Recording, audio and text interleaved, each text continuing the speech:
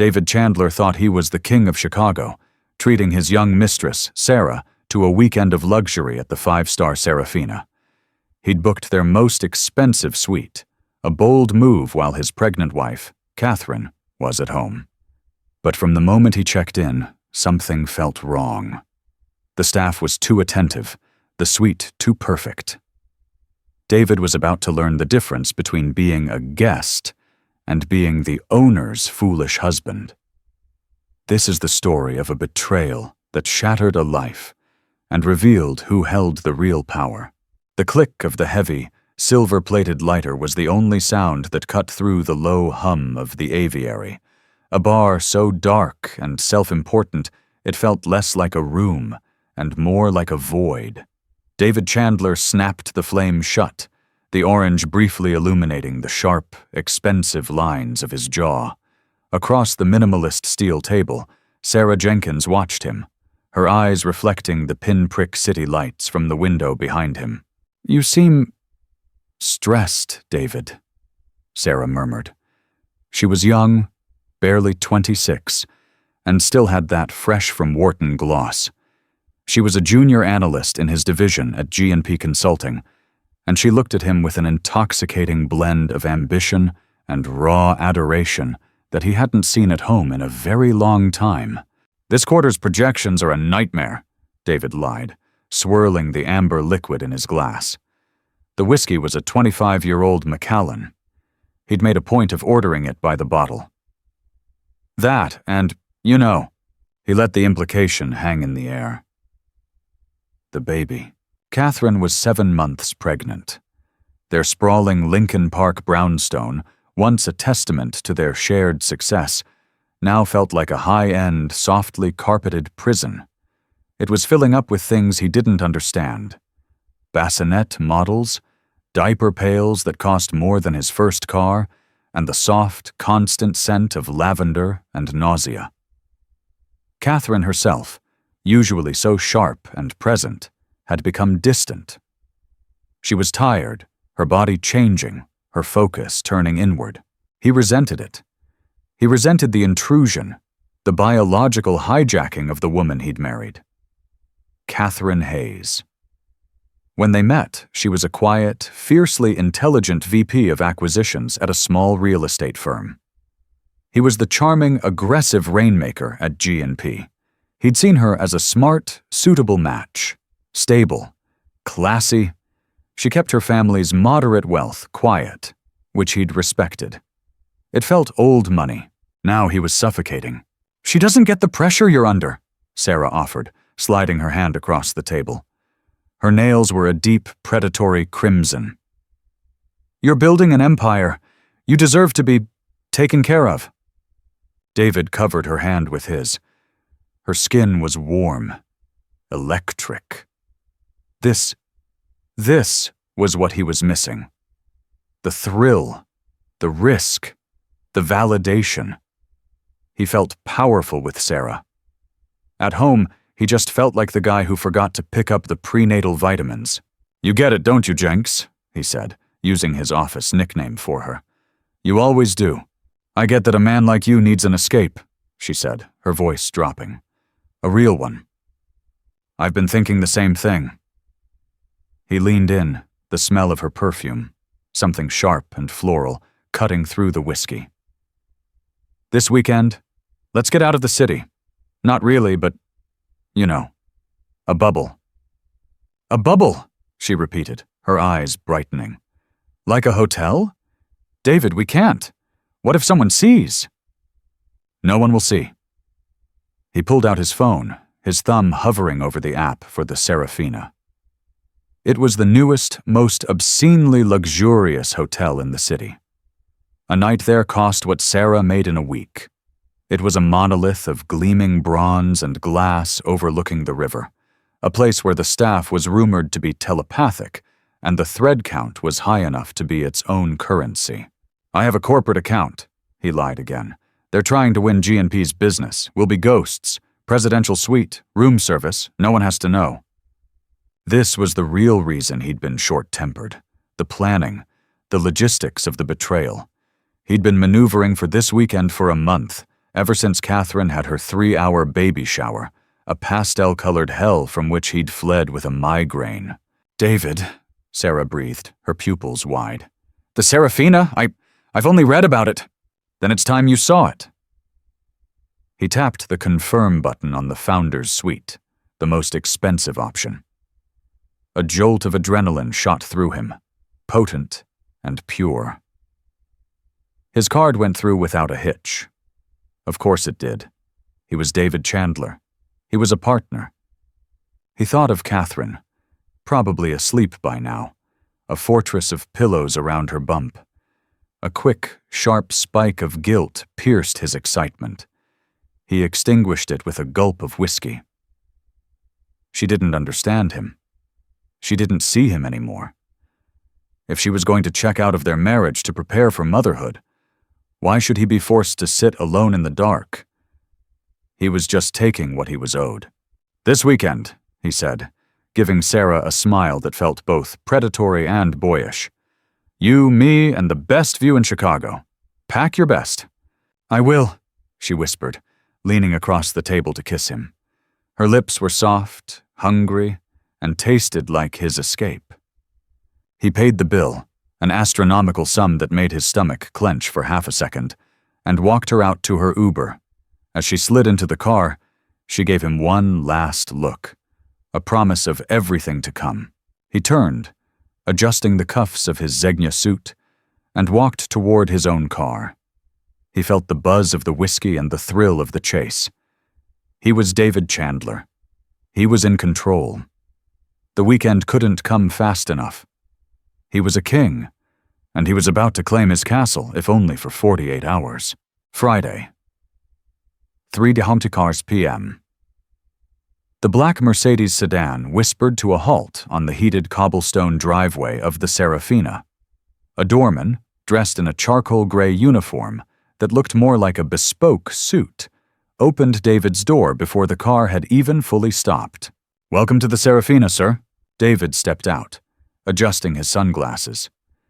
The air in the hotel's private porte-cochere was different. Hushed, scented with a faint, unidentifiable fragrance of white tea and bergamot. Sarah emerged from the other side, looking flushed and trying to appear casual in a new silk trench coat. "This place is quiet," she whispered, clutching her overnight bag. "It's called discretion, Sarah," David said, a little too loudly. He handed the valet his keys. "Chandler, checking in." He strode into the lobby, Sarah a half step behind. It was less a lobby and more a modern art gallery. Soaring 40-foot ceilings, walls of book-matched Calicut marble, and a single massive sculpture of suspended bronze leaves that seemed to float in the air. There was no check-in desk, only a series of private alcove-like pods, each manned by a single impeccably dressed concierge. David felt a surge of pride. This was a place worthy of him. He was performing for Sarah, but also for himself. He approached the nearest pod. The concierge, a striking woman with her hair in a severe chignon, looked up and smiled. Her smile was warm, but her eyes were intensely observant. "Good afternoon, sir. How may I assist you?" "David Chandler, checking in for the Founder's Suite." The woman's fingers didn't even tap the keyboard. She simply inclined her head, her smile widening just a fraction. "Of course, Mr. Chandler. We've been anticipating your arrival. It is a distinct pleasure to welcome you." "Mr. Chandler," another voice echoed. A man in a sharper suit, the general manager by his tailoring, was suddenly at his elbow. "Michael Chen, general manager. We are so honored to have you with us. Please, allow me to escort you directly to the suite. There's no need for formalities here." David felt a swell of self-importance. They must really want the G&P account. "Thank you, Michael. This is my associate, Sarah Jenkins." "Ms. Jenkins." Michael Chen gave her a brief, polite nod that was several degrees cooler than the one he'd given David. "Right this way. Your luggage will be brought up immediately." They were guided to a private elevator bank, operated by a keycard Chen held. The elevator was lined in soft, quilted leather. "The Founder's Suite is one of a kind," Chen explained as they ascended silently. It has a unique security protocol.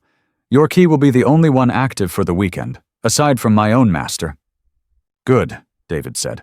Privacy is paramount. The doors opened directly into the suite. Or rather, the penthouse. It wasn't a room. It was an apartment. 1,000 square feet of floor-to-ceiling windows offered a staggering 270-degree view of the Chicago River and the lake beyond. A grand piano sat in one corner. A fireplace, encased in smoked glass, was already lit. Wow, Sarah breathed, walking toward the window, her heels sinking into the plush silk rug. David, this is... wow. It's adequate, David said, trying to sound bored. Inside, his heart was hammering. This was beyond anything he'd imagined. On a massive, live-edge walnut table sat an extravagant welcome basket, but it wasn't the usual fruit-and-cheap champagne. This was a bottle of Armand de Brignac, a box of hand-painted chocolates, and a selection of rare cheeses. Next to it was a small, heavy stock envelope. We do hope you find everything to your liking, Mr. Chandler, Chen said. The minibar is, of course, entirely complimentary, as is all room service. That is, the founder, insists on it for this particular suite. Thank you, Michael. That's very generous. Not at all. Is there anything else I can procure for you? Dinner reservations? Theater tickets? We'll be dining in, David said, already imagining the night ahead. Of course. Chen handed David a sleek, heavy keycard. Enjoy your stay, Mr. Chandler. Ms. Jenkins. He bowed slightly and left, the elevator doors closing with a whisper-quiet thud. The silence that followed was broken by Sarah's giddy laugh. David, this is insane. The founder insists. They're treating you like royalty. That G&P account must be massive. She threw her arms around his neck and kissed him, long and deep. David kissed her back, his hand sliding down to the small of her back. I told you, he murmured against her lips. I'm a valuable guy. They know who I am. But as he held her, his eyes drifted to the welcome note on the table. He hadn't opened it. He felt a small, cold flicker of... something. Anxiety? He dismissed it. It was just the adrenaline. Let's open the champagne, Sarah said, already pulling at the foil. You read my mind. As she wrestled with the cork, David picked up the envelope. It was thick, creamy paper. His name was written on the front in elegant, familiar script. David, not Mr. Chandler? He pulled out the card. It was short. I'm glad you finally get to see it. I hope it's everything you imagined. Enjoy your stay. There was no signature. But he didn't need one. He knew that handwriting. He knew the precise, controlled loop of the D and the sharp, definitive cross of the T. He'd seen it every day for 6 years. On grocery lists, on birthday cards, on the notes section of their joint checking account. It was Catherine's. He dropped the card as if it had burned him. David, what is it? You look like you've seen a ghost. Sarah stood there, the champagne bottle in her hand, the cork still in. Nothing, he stammered, his blood turning to ice water. Nothing, just a work thing, a text. He shoved the card into his pocket. It couldn't be. It was a coincidence, a joke by one of the staff. Hayes was a common name. Catherine's firm was Hayes Acquisitions, a small-time real estate gig. It wasn't this. This was a billion-dollar empire. Well, forget work, Sarah said, pouting. She finally popped the cork. The thwack made him jump. Champagne foamed over the top. We're here to play. She poured 2 flutes and handed one to him. Her hand was steady. His was shaking. He looked out the window. The city lights were beginning to glitter in the twilight. The view was perfect. The suite was perfect. And he was suddenly, horribly, profoundly terrified. He was trapped, 40 floors up, in a cage he had just realized was not his. The Lincoln Park brownstone was quiet. save for the ticking of a ridiculously oversized regulator clock in the foyer. Catherine Hayes Chandler sat in the nursery, not in the expensive, cloud-like glider David had begrudgingly assembled, but on a simple wooden stool. The room was painted a soft, gender-neutral cream. It was ready. She rubbed her belly, a firm, prominent swell under her simple cashmere tunic. The baby kicked, a sharp, insistent jab just under her ribs. "I know," she whispered, her voice calm. "I know you feel it too." She wasn't looking at the crib. She was looking at a tablet screen resting on a stack of unopened baby books. The screen showed a simple, text-based notification from her personal security AI. Guest arrival, Mr. D. Chandler, party of 2. Location, Saraphina Chi, Founder's Suite. Status, check-in complete. 15:02 CST. Catherine closed her eyes.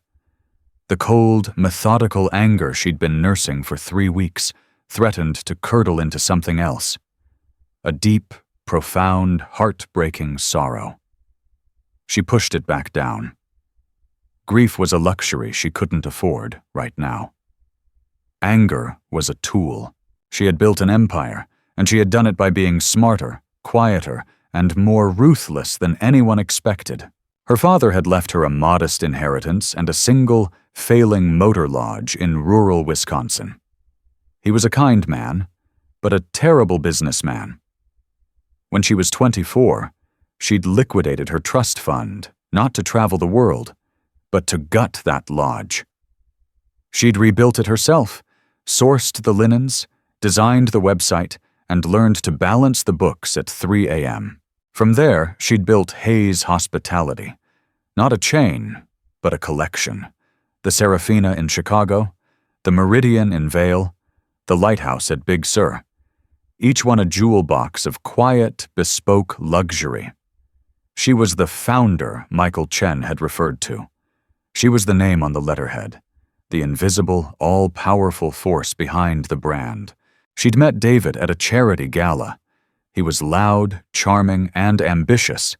He thought she was in real estate. She let him think it. She was so tired of men who saw her as a walking, talking bank vault or a direct competitor. David, with his surface-level charm and his G&P job, seemed normal. He was handsome. He made her laugh. He seemed for a time to genuinely love her. Catherine Hayes, the woman who liked bad sci-fi movies and burnt her toast. So she'd let him believe the lie of omission. She let him think his salary was the dominant one. She let him handle the finances, which meant she'd quietly transferred funds into their joint account every month to cover his extravagant spending on suits and whiskey, all while he bragged about his killer bonuses. She'd wanted a partner, not a parasite. She'd wanted to be loved for herself.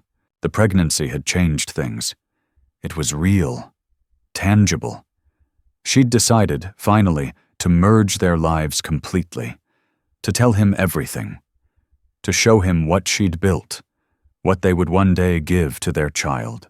She'd started by giving him a supplementary card to her main account, the real one, the one linked to the Hayes Hospitality mainframe.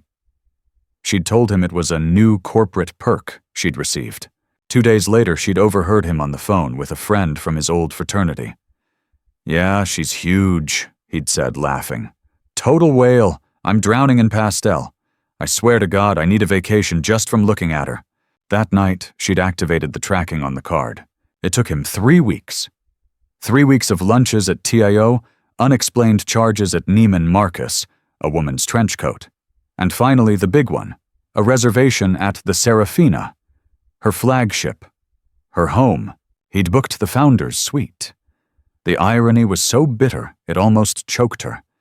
He was using her money to conduct his affair in her private suite.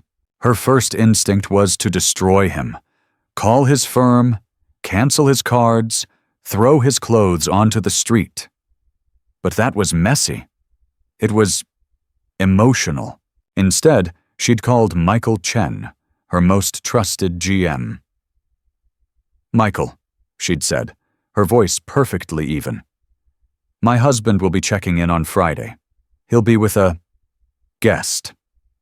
They are to be given the founder's suite, as requested. I want you to extend them every courtesy. Everything is to be complimentary. I want him to feel like a king. Mrs. Hayes Chandler?" Michael's voice was laced with confusion. Yes, of course, but are you sure? He is to be treated as my personal guest. But you will refer to me as the founder or Mrs. Hayes Chandler, not Mrs. Chandler. I want to be very clear on that. And you will ensure that all his expenses, even the complimentary ones, are itemized and sent, personally, to me. I understand, Catherine. Good. Now, sitting in the nursery, she knew what she had to do. The trap was set. It wasn't a test he'd failed. It was a confirmation of her deepest, most devastating fear. He didn't just disrespect her. He didn't even see her. She pushed herself up from the stool, her joints aching. She looked at the tablet again. David and his guest had just ordered champagne. She picked up her phone and dialed her driver. "Robert, please have the car ready in 10 minutes. We're going to the Saraphina." She walked to her own bedroom, bypassing the nursery and the life she'd imagined. She opened her closet, a vast, organized space that was all her own. She didn't choose a power suit. She chose a simple, elegant black maternity dress. She put on the pearls her father had given her. She would not face him as a CEO. She would not face him as a victim. She would face him as his wife, the mother of his child, and the woman who owned the walls that were, at this very moment, bearing witness to his betrayal. The storm had gathered. It was time to make landfall. The champagne was flowing. The initial, heart-stopping panic from the handwritten note had subsided, buried under 2 glasses of Armand de Brignac and Sarah's relentless, fawning attention. David had convinced himself he was crazy. It was a coincidence. Catherine's handwriting was generic. Founder was just a marketing term. He was fine. He was more than fine. He was sitting in a silk bathrobe, eating caviar from a mother-of-pearl spoon, while a beautiful woman laughed at his jokes. "This is the life, David," Sarah sighed, curling up on the massive velvet sofa. "I could get used to this. You, me, this view."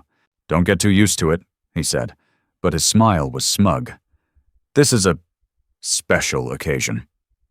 "What's so special about it?" she asked, running a finger down his chest. "It's the first weekend of the rest of my life," he said, the words tasting like rebellion. "No more compromises. No more feeling like a background character." "To us," she said, raising her glass. "To the foreground." They'd planned to stay in the suite all night, but by 8 p.m., the opulence was making them restless. "I want to see this place," Sarah said, changing into a tight black cocktail dress. "I want people to see me here, with you." David's earlier anxiety was gone, replaced by a champagne-fueled arrogance. She was right. What was the point of being a king if you stayed hidden in the castle? "Get dressed," he said. "We're going to AER."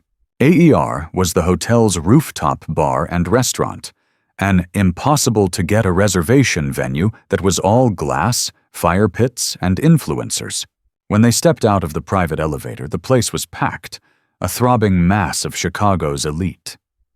The hostess, however, spotted them instantly. "Mr. Chandler, of course. Your table is ready." She didn't lead them to a small two-top. She led them to the corner table, a sprawling, semi-private cabana with its own fire pit, overlooking the entire glittering skyline. "This must be the best table in the house," Sarah whispered, her eyes wide as she took in the scene. "They know who I am," David repeated, the phrase becoming his mantra.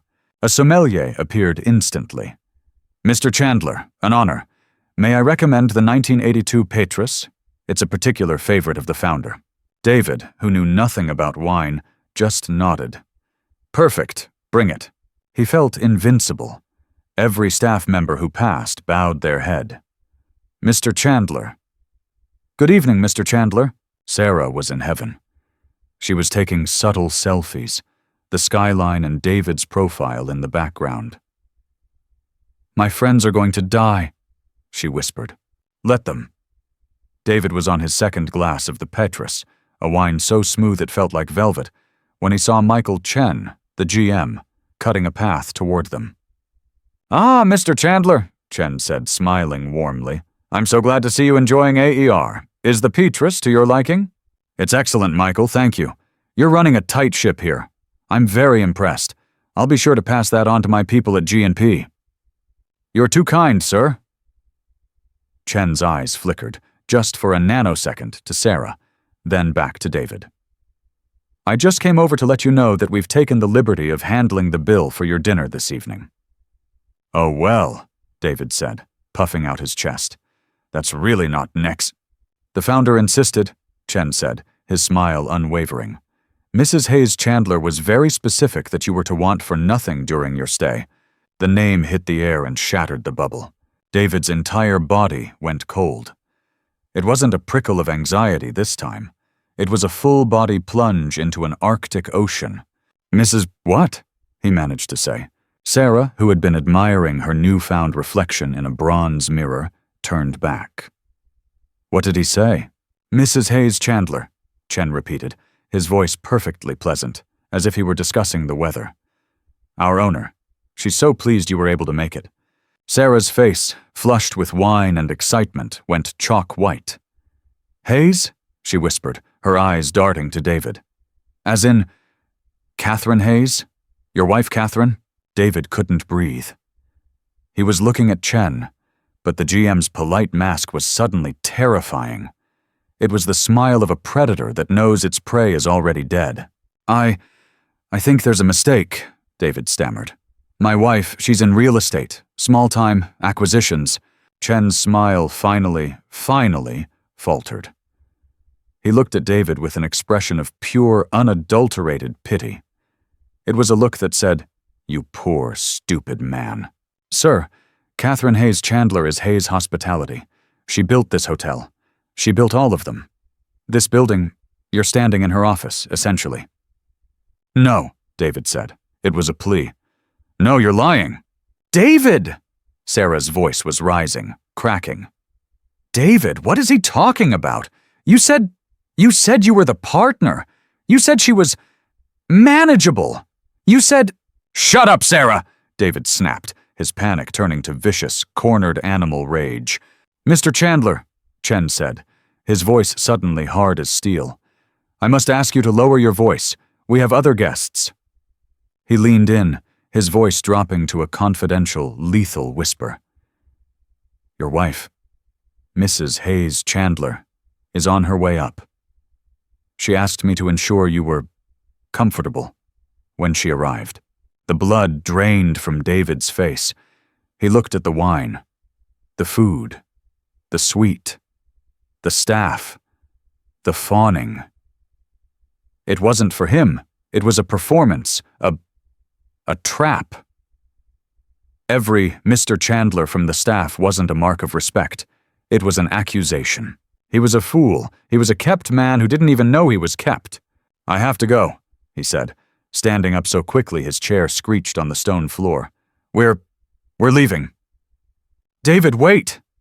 Sarah scrambled after him, grabbing his arm. "What is going on? You lied to me." "Get your hands off me!" he hissed, yanking his arm away. He didn't see the elevator doors open. He didn't see the woman who stepped out, flanked by two discreet, stone-faced security guards. He just heard the voice, calm, cold, and cutting through the entire rooftop din. "Going somewhere, David?" He froze. He turned slowly. Catherine was standing there, 7 months pregnant, her hands clasped over her belly, her face as serene and beautiful as a marble statue. She looked regal, and she was looking right through him. The rooftop, which seconds before had been a symphony of clinking glasses and sophisticated laughter, went silent. It wasn't an immediate hush, but a rolling wave of quiet as, one by one, patrons and staff turned to look. Catherine Hayes Chandler did not move. She simply stood, A fixed point of calm, devastating power, letting the scene play out. The two security men with her weren't in uniform. They wore the same sharp suits as the hotel management, but their broad shoulders and watchful eyes broadcast their purpose. Sarah Jenkins was the first to break. Her face, which had been contorted in confusion and anger, crumpled into something like terror. She looked from David's ashen, horrified expression to the pregnant, powerful woman standing by the elevator. "Oh my God!" Sarah whispered, taking an involuntary step back. Oh no!" David felt his legs go weak. He wanted to run, to bolt, but he was frozen. Catherine's eyes were locked on his. There was no rage in them. Not yet. There was just a vast, arctic disappointment. It was so much worse than screaming. "Catherine," he breathed. What are you doing here?" "A better question, David," she replied, her voice carrying easily on the cold night air, "is what are you doing here? In my suite, with my wine, and her." She finally, dismissively, glanced at Sarah. It was a predator's brief acknowledgement of irrelevant prey. Sarah, to her credit, tried to find a spine. He told me." "He told you what, Ms. Jenkins?" Catherine asked, taking a single, measured step forward. The security men mirrored her. "That he was the power in the relationship? That I was just the tired, pregnant wife at home? Did he tell you he was a partner at G&P? He's not. He's a senior manager, a title he's only held, by the way, because my endowment fund happens to be one of G&P's largest clients."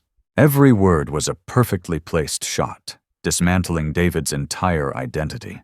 That's not true," David sputtered, but the lie died in his throat.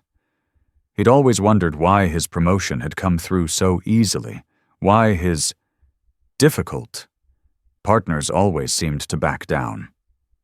"David, you lied to me," Sarah hissed, turning on him. "You used me. You said this was your life." "Quiet," David snarled, his humiliation complete. "Yes, Ms. Jenkins." "Be quiet," Catherine said, her voice dropping, and now the steel was evident. "You are an associate at a firm my family has business with. You are here, in my hotel, with my husband. As of this moment, your employment is on indefinite suspension pending a full review. I'd advise you to leave. Now." "You can't do that," Sarah cried. "I assure you I can." Catherine nodded to one of the security men. "Mark, please escort Ms. Jenkins to a taxi. Ensure she gets her things from the suite. Charge the cab to my account." The guard stepped forward. "Ma'am, this way." Sarah looked at David, her eyes pleading. "David, do something!" David couldn't meet her gaze. He was staring at the half-eaten, obscenely expensive meal on the table. He said nothing. With a sob of pure, undiluted humiliation, Sarah turned and let the guard lead her away. The rooftop was now utterly still. "Well," Catherine said into the silence, "that's one piece of business handled." She walked toward him, stopping on the other side of the table. She looked at the Mistress. 1982. An excellent year. My father's favorite. I see you spared no expense." "Cat, I can explain," David stammered. His mind was a white noise blank. What could he possibly say? "Can you?" she asked, her voice genuinely curious. "Can you explain this, David? Or was this just research for the G&P account?" I was stressed," he said, the excuse sounding pathetic even to his own ears. "The baby. You've been so distant. I don't know. You felt small," she finished for him. "You've always felt small. I was foolish enough to believe you loved me enough to get over it." She gestured to the chair. "Sit down, David. We're drawing a crowd." He collapsed into the chair. She remained standing, a queen addressing a failed courtier. "I built this, David," she said, gesturing to the skyline. "All of it. While you were, polishing your rainmaker pitch? I bought the land this hotel sits on when you were still a junior analyst, worried about the lease on your BMW. Why didn't you tell me?" he whispered. It was the only question he had. Why? Because I wanted a husband, not a COO. I wanted someone to love me, Catherine Hayes, the woman who quotes Dune and can't cook, not Catherine Hayes Chandler, CEO of Hayes Hospitality. I wanted a partner, an equal. She placed a hand on her belly. Especially now. I thought this, she gestured to her pregnancy, would be ours. Something real, that we built together. She let out a short, bitter laugh. And the moment it got real, the moment I wasn't the perfect, attentive background wife, you ran. You ran right here, to my house, with my money, to sleep with your subordinate. Catherine, please. He tried to reach for her hand. She recoiled as if he were a snake. Don't touch me. The cold fury in her voice made him flinch. Michael, she called, not turning. The GM was at her side in an instant. Mrs. Hayes Chandler, my husband will be checking out, immediately. He'll be staying in the guest room of our former home tonight. His keys to the main house have been deactivated. Cat, no, please. You will pack a bag, David. You will go home, and you will wait for my lawyers to contact you on Monday. Our baby, he pleaded. The last card he had, Catherine's face, which had been marble, finally cracked.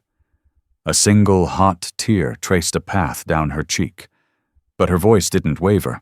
You don't get to use that word. You don't get to use her. You lost that right about... Oh, she checked her watch. 5 hours ago when you checked in. She turned away from him. Michael, have security escort Mr. Chandler out. He's no longer a guest. He's a liability. She walked to the elevator, her back straight, never once looking back. The doors opened, she stepped in, and she was gone. David sat there, alone at the best table in the city, surrounded by whispering strangers. He was the king of nothing. He wasn't just a cheater. He was a fool. A fraud. And he had just lost everything. The elevator ride down was a silent, suffocating descent. David was flanked by the 2 security guards. They didn't touch him, but their presence was a physical weight. Michael Chen stood in front of him, facing the door. When the doors opened to the lobby, it was, as before, hushed and empty. A single, packed overnight bag, his own, was waiting by the door. Sarah's was gone. Mr. Chandler, Chen said, turning. His face was no longer polite. It was blank, impassive. Your car is waiting. My cards, David stammered. My wallet is in your bag, sir.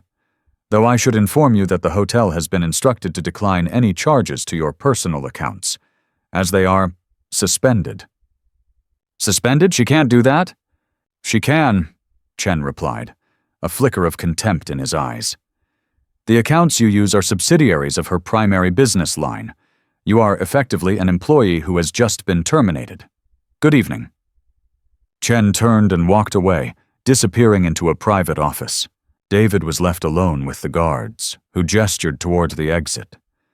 He picked up his bag, the weight of it feeling impossibly heavy. He walked out of the scented, climate-controlled air of the Saraphina and into the cold, damp Chicago night. His Mercedes was there. The valet, the same one from hours before, handed him the key without a word, his expression carefully neutral. David got in. The leather and wood interior, which this morning had felt like his armor, now felt like a coffin. He drove, his hands on autopilot. He had no idea where to go. Home. She'd said the guest room. When he arrived at the Lincoln Park brownstone, his main key fob blinked red. Access denied. He used the old-fashioned physical key for the side door, the guest entrance. It clicked open. The house was dark, silent. The regulator clock in the foyer was the only sound. He walked into the kitchen. A single light was on. A note was on the counter, next to a pristine, separate key fob. Guest room, guest bath, kitchen. All other rooms are locked. My lawyer, Anna Ruiz, will be at your office at 9 a.m. Monday. Do not attempt to contact me. He tried the door to the main living room. Locked. He tried the door to the master staircase. Locked. He was a guest in his own home. He sank onto a kitchen stool, the same spot where he used to drink his morning coffee and complain about the market. His phone buzzed. A text from Sarah. "You're a monster, David. You ruined my life. You lied. I'm ruined." He blocked the number. Another alert. His personal Amex. Declined. Another. His Chase Sapphire. Declined. She'd done it. She'd cut him off completely. In the span of 2 hours, he had gone from a high-flying partner to nothing. He let his head fall onto the cold quartz countertop. A racking, dry sob escaped him. It wasn't a sob of remorse. Not yet. It was a sob of pure, undiluted self-pity. She had set him up. She'd known. She'd let him walk right into it. She'd let him book the suite, let him order the wine, let him bring Sarah, all while she sat back and watched. She'd made him the star of his own execution. The cruelty of it was breathtaking. He thought back, his mind racing, piecing together 6 years of a marriage he now realized he'd never understood. The way she'd shrugged off his big bonuses as nice. The way she'd never, ever asked him for money. The way she'd insisted on that ironclad prenup, which he'd assumed was to protect his future earnings. He'd signed it without even reading it, smug and patronizing, telling her it was cute that she wanted to protect her little real estate hobby. He was the hobby. He hated her.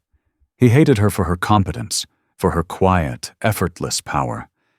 He hated her for making him feel small, for making him feel like a fraud. This whole affair, it wasn't even about Sarah. He could barely remember her face. It was about this. It was about feeling like a man. About taking something that wasn't given to him, and she'd known that too. He spent the weekend in that guest room. The silence of the house was deafening. He could hear, faintly, the movements of staff, a housekeeper, a cook, he presumed, in the main part of the house, but they never entered his wing. Meals appeared on a tray outside his door, like he was a prisoner. On Monday morning, he put on his last good suit and drove to his office at G&P. He felt like a dead man walking. He didn't even make it to his desk. Ana Ruiz, a woman who looked like she ate hostile takeovers for breakfast, was waiting for him in the lobby, along with the head of HR and a security guard. "Mr. Chandler," Ruiz said, not offering a hand, "you are terminated from G&P, effective immediately. Your presence here is a conflict of interest, given your actions against a primary client." "You're firing me?" "We are. You have 10 minutes to clear your personal effects. This," she said, tapping a thick envelope, "is your severance, which is contingent on your signature of this NDA. And this," she tapped a second, even thicker envelope, "is the initial divorce petition from Mrs. Hayes Chandler." He was escorted to his desk. His colleagues, the ones he'd laughed with and competed against, stared, then quickly looked away. He threw a few personal items, a photo of his parents, his favorite pen, a deal-closing trophy, into a cardboard box. 10 minutes later, he was on the street, standing on Wacker Drive in the morning rush hour, holding a box of his life. He was jobless. He was soon to be homeless. He was penniless. The rage was gone. The self-pity was gone. All that was left was a vast, hollow emptiness. He had flown too close to the sun, only to find out his wife didn't just own the sun. She'd built it, and she'd just turned it off. Weeks turned into a brutal, humbling month. David's life, once a seamless flow of luxury and privilege, became a series of daily humiliations.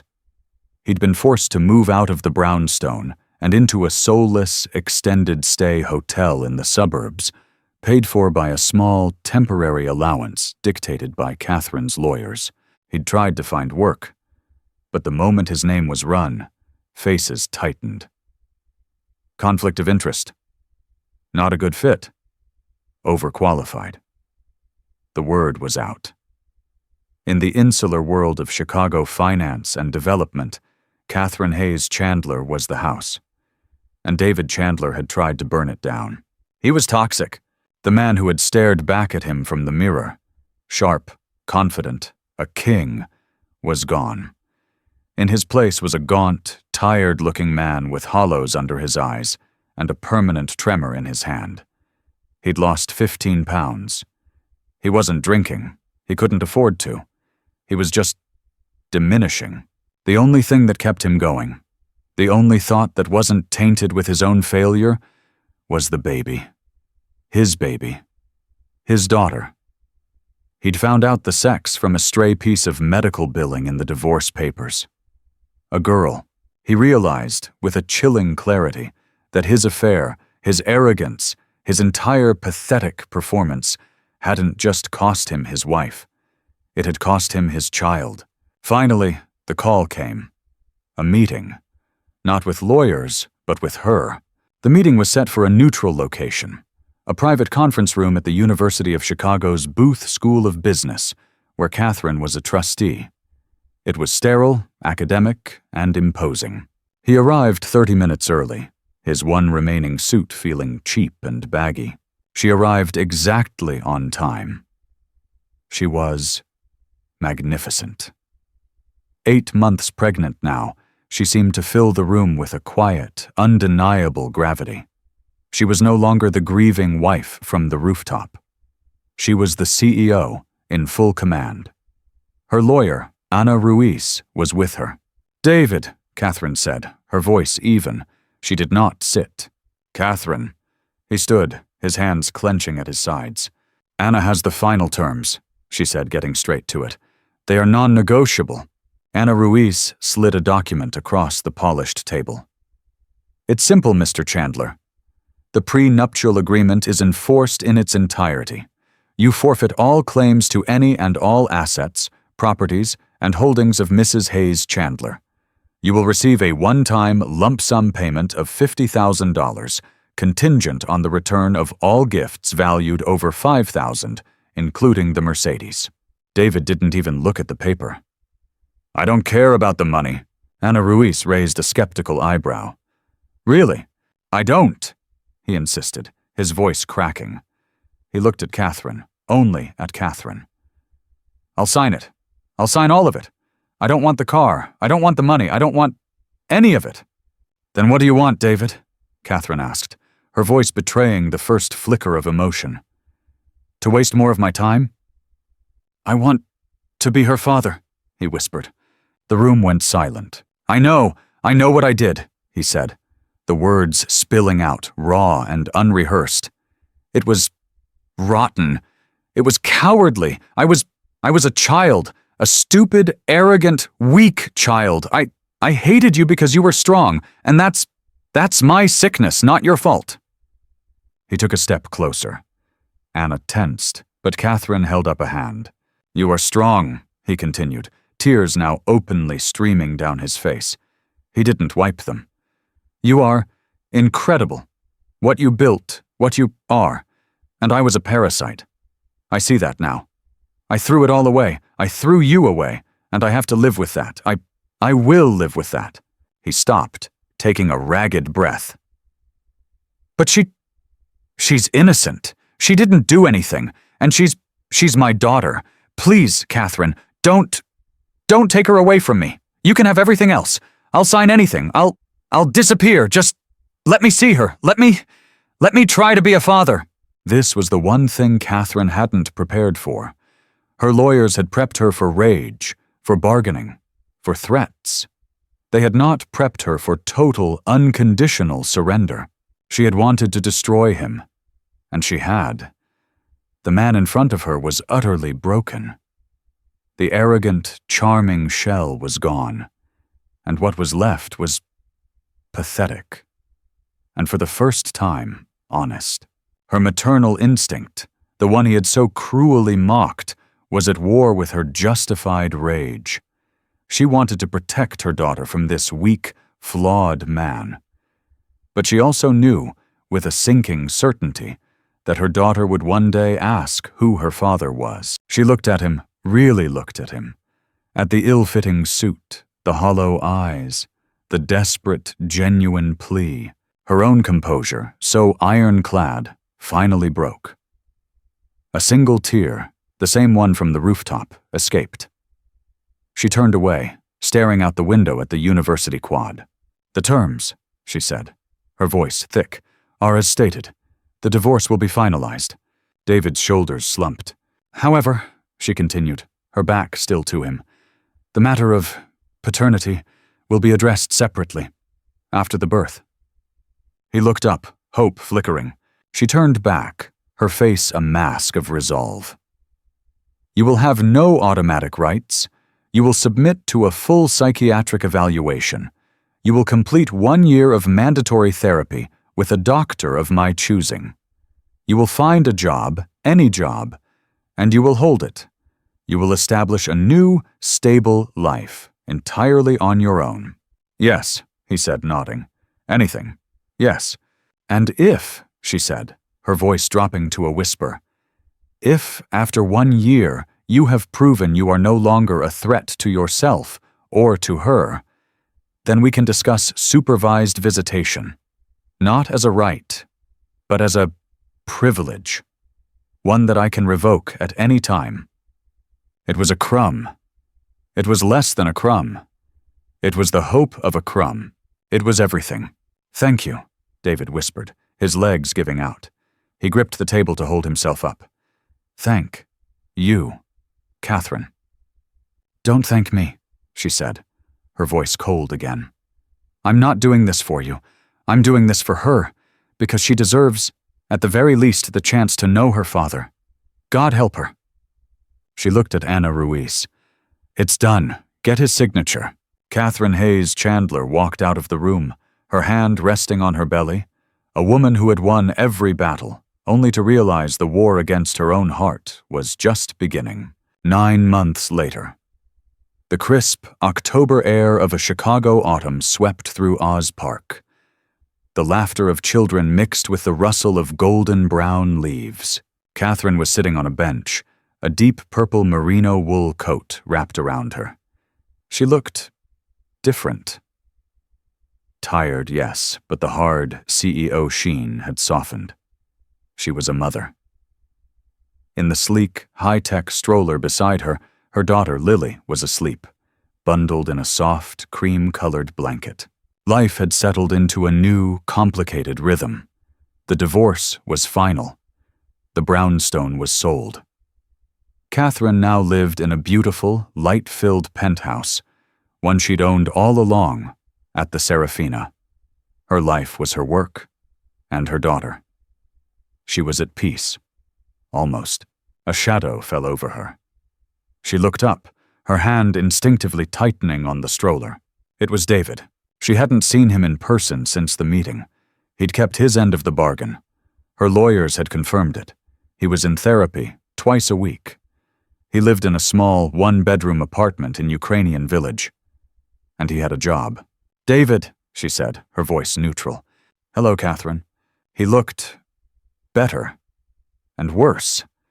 He was no longer the hollowed-out ghost from the lawyer's office, but he was worlds away from the slick partner at G&P.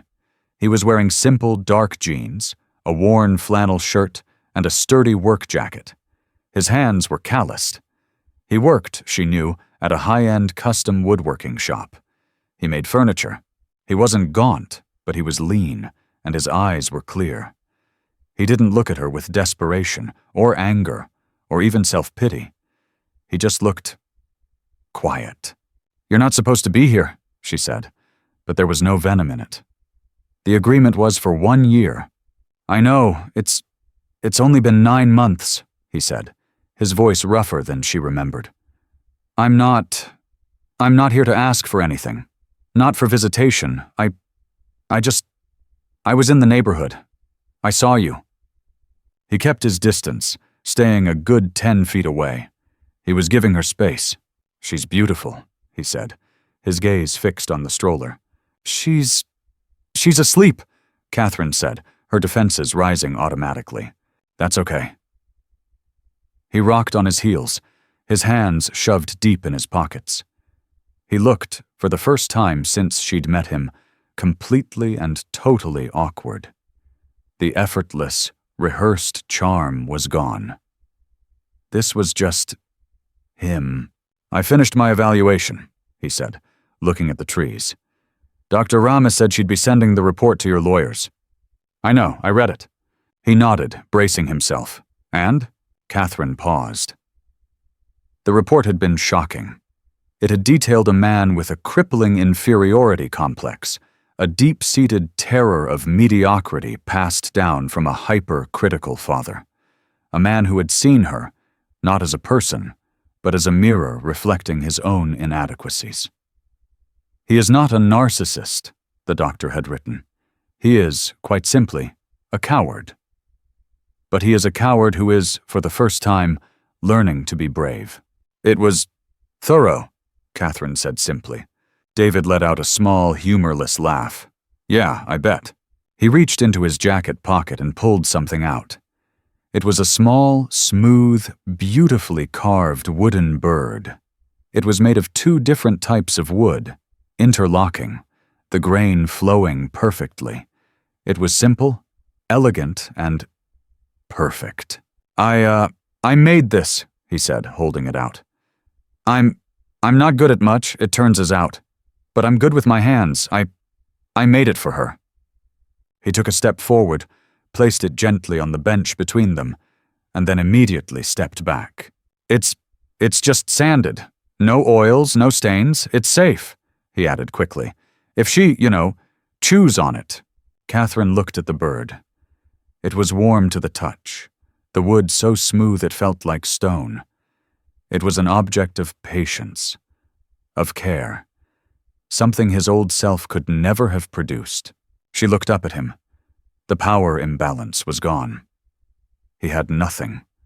She had everything. He was no longer her parasite, and she was no longer his host. They were just 2 people, bound by a child sleeping nearby. He had broken her heart. He had betrayed her in the most humiliating way possible. And he was, as Dr. Ramos had said, a coward. But as she looked at the bird, and then at the man who had sanded his fingerprints away to make it, she saw the first tiny, flickering ember of the man he could be. It wasn't forgiveness. It would never be a reunion. But it was something. "Lily," she said. "What?" "Her name is Lily. You called her her. Her name is Lily." David's eyes welled up.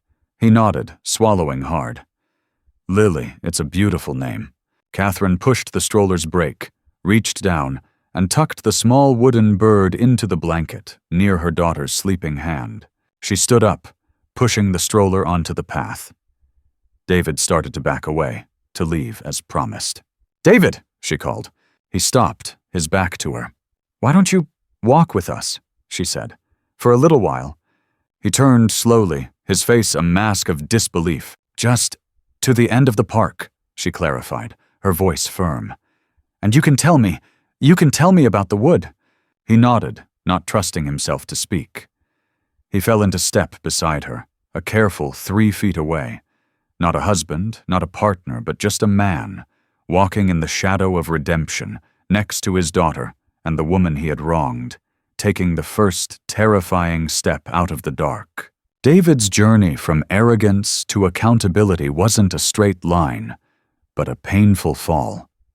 And Catherine's path, from a betrayed wife to a powerful mother, shows that true strength isn't just about what you own, but what you have the grace to rebuild.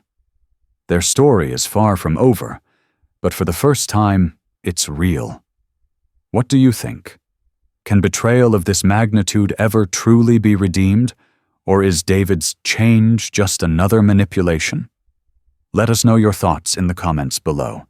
If you were moved by this story, please hit the like button, share it with a friend, and don't forget to subscribe for more intense, emotional dramas.